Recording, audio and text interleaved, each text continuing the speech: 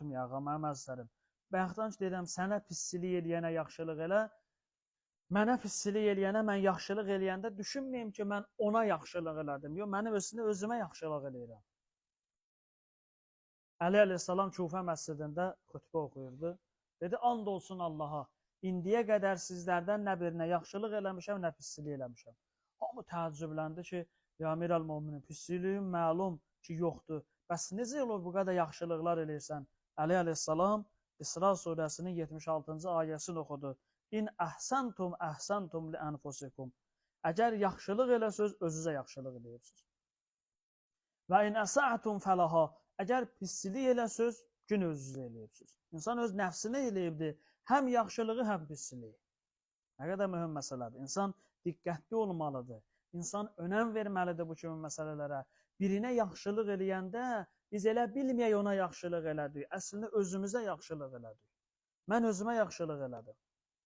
Birinə yaxşılıq eləyəndə, o yaxşılıq dəyərləndirilməyəndə, o yaxşılığı bilməyəndə narahat olmayaq, sıxılmayaq. Biz onu eləməmişdik ki.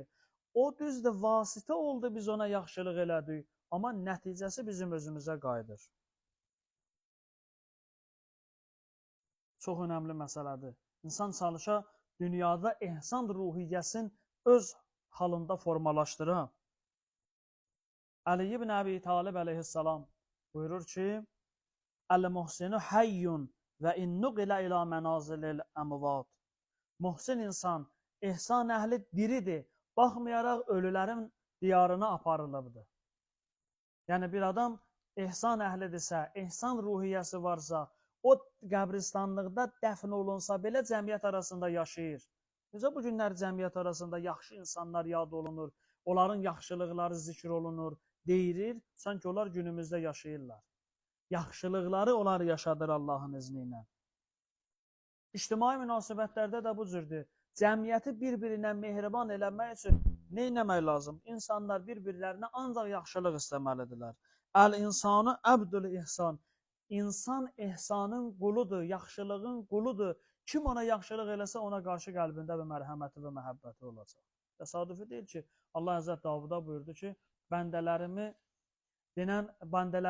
sevdir, məni bəndələrimə sevdir.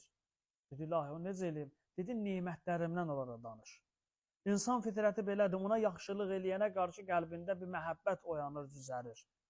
İlahi nemətlərdən dedi, danış qoy onların qəlbində mənə qarşı məhəbbət olsun.